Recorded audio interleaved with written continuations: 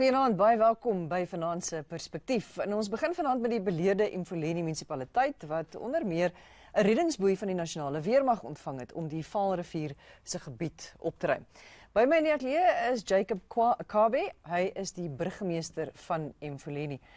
Mr. Khawe, welcome. Thank you. Difficult time for you, difficult questions, but we know you're going to be honest with us. Sure. The army has been deployed in Emfuleni to repair the infrastructure. If this is not an admission of a complete municipal failure, what is? What do you say? The greeting to the viewers at home. The army is requested by Emfuleni. So I don't know if you have a difficulty and you request me to help. It's a demonstration of a complete failure on your side. I doubt that it's a failure. I think it's an acknowledgement of a weakness and therefore extend a hand for other people to help you to deal with the matter. So if we put it into perspective, we went to the Minister of Water and Affairs and we said we have a problem around the river, we have a problem with pump stations, but we equally don't have the personnel to deal with the matter. What help can we get from national government? And then the option of an army came, and we welcome that. So to us, it's not really a demonstration of a failure. It is an excitement that national government can intervene and assist struggling municipalities. But you know what, if the army says, for example, the commanding officer says the situation amounts to criminal conduct and the area has been declared a military zone, I mean, that's quite serious. I mean, is the government not using the army against its own people?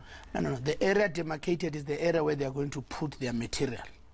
It's not Everton, it's not Spokane, it's not Vanderbilt, it's not Valmall, it's not Franache. It's an area demarcated for where they would put their materials. Because when we gave them that area, we gave them an area that was really not secured to put materials to be used for the job they're going to do.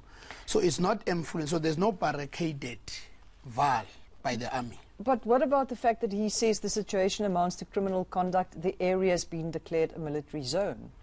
Is this simply because of the demarcated area? The specific area, Suzaan.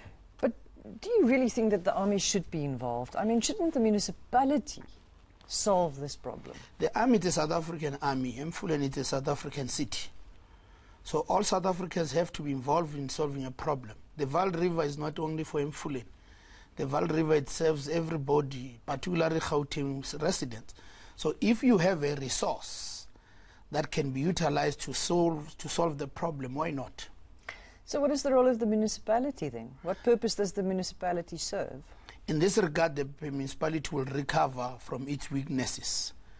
And how? What is in place to help the municipality to recover? What we have done, we have agreed with the provincial government, we have agreed with the national government that we need to train artisans.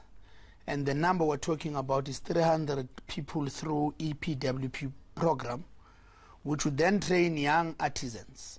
And that by the time the army leaves our area, it leaves behind the skill.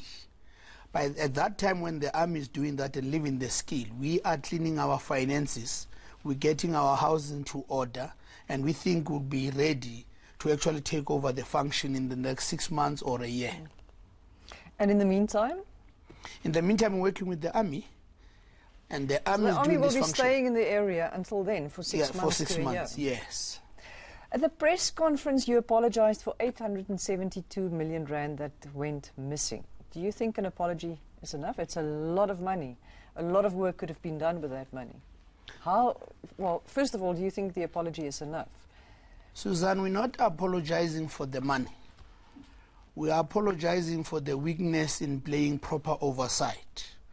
For the money, we're putting in action. I've given an instruction to the MM, find all the culprits. We've appointed 2 forensic companies. I personally handed over the report to the Hawks. The Hawks, as we speak now, are starting to investigate few ordinary staffs. We're applying a section in the South African Police Act which allows us, section 205 if I'm not wrong, or 206, which allows us to have access to the information of our workers. so we can then really follow up in terms of the investigation. So we're not apologizing on the money part, we're apologizing on the leadership part. On the money, we've got to find the culprits or find the money back. And I can tell you, we're in court now, tracing the money that we know that we can find it back. And what happened to this money? It's three ways. One, it's bad contract management. So it's not like somebody was there and there was money in a packet and they were dishing money. It is giving people contracts that are not genuine. It's reconfirming contracts outside the normal procurement procedure of the municipality. It's taking contracts that do not give value against the money spent. So you have a contract to spend more, but you get less. One typical example is one company that we appointed for them to collect on our behalf. And we ended up paying them, but they were collecting for us. And there was no value for money. The AG views that as an unauthorized or wasteful expenditure. So why did you wait until now, only until now? Why did you only start this investigation only now? Why did you have to wait till there is a big dilemma like this before you started investigating this? I don't think it was our intention to wait. I think that because we have been getting a clean audit, and then the matter of wasteful and fruitless expenditure was then raised as a matter of concern in the AG comments. And perhaps at that time we didn't see that this thing is going to be bigger over a period of 3 financial years. At the time of realization, and I'm sure you can't condemn somebody when he says, I've been sleeping, now I've woken up, and I see that these things have not been done correctly. And that moment came to us that, no, but let's go deeper and look. Why is this report persistently, the AG, giving us a comment on wasteful, on unauthorized and fruitless expenditures? And it is then that we instituted an investigation and went deeper, and we found that, yes, people have been doing as they wish at some point. So are these people still working at the municipality, or what's going to happen to them? Majority of the investigation has not pointed at individual by names. It has pointed at the departments. So the investigation that is going on now, including the work that is done by a municipal committee, what we call the Municipal Public Finance Accounts Committee, it's also doing a thorough investigation as to, in this department, who could have taken this decision and when. At that time, any name that comes and presented will never work in Emfuleni. So you can assure viewers that you are on this case, that you are on these people's cases, and that you're taking care of the situation. It is in the interest of the people of Emfuleni to do so. But it's going to take 6 months to a year. I'm not an expertise. I don't have necessary expertise on the investigation, how long they take. I'm a politician. I make a commitment. That the is what commitment makes you so is. dangerous. No, politicians are not dangerous. Yes. Would not be sitting like this, me and you, if politicians were dangerous. But last question, salary increases have been gazetted on the 8th of November. Yes. Will the town manager benefit from these increases? I guess because he's an employee like all other employees. But should he, in these circumstances, while it's difficult to pay some of the employers' salaries, but a manager gets more money despite the fact that the municipality is not functioning properly? Susanna, we're paying every staff in Emfuleni. You may be mistaking us with somebody else. Everybody gets paid there. And it's not but because for a job we try. not very well done. Perhaps some, yes. But we're paying people for doing their job. And Labour Relations Act protect people to gain their increase when it's due.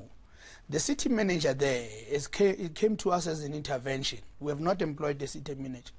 From where we stand as political leadership of that institution is that he has contributed, like all other people, to turn around our municipalities. We don't know why should we single out him and ask whether should he get the increase, because he's part of a collective that is turning around the Emfuleni. Things are getting better there. Of course, we have problem of short electricity power cuts there and there, and I know some councillors are concerned about that. Of course, we have problems of waste collection. Councillors have problems, communities have problems, and we're acknowledging where we are weak. But where we're doing well, we also want people to say, at least here you're doing well. We will support to move on and do well in all other areas. But I'm sure people in that municipality will say this is too little, too late. Late, I'm not sure. And I'm talking about people paying their their accounts every month, you know, people paying for their services and they're not receiving their services. No, we don't have a total shutdown. If we had a total shutdown, we would not thrive in the city. We have the challenges of collection. So let's not give a picture as if there's a total shutdown there. Things are so bad and horrible. But equally, those who are paying in our city, have gone all over in our city addressing our communities. They also understand that we have economic challenges. You know, majority of the people there are poor and unemployed. The steel industry has collapsed. The economic outlook of the province and of nationals demonstrate that problems are more in the Vaal. So if we have a majority of unemployed and we have a few that is employed, every time you must make sure that you service those who pay you, but don't forget those who don't pay you not because they are ill-disciplined, but because they are unable to pay you and not because of their making. Mr. Khawe, thanks so much for coming in. Thank you, Suzaan. En ons sal ons kykers op die hoogte van sake hou by die munisipaliteite. Dit is Jacob Khawe, hy is die burgemeester van Emfuleni. Jy kan gerus ingeskakel bly want hierna gaan ons praat oor lewensversekering en openbaarmaker en hoekom dit belangrik is vir my en jou.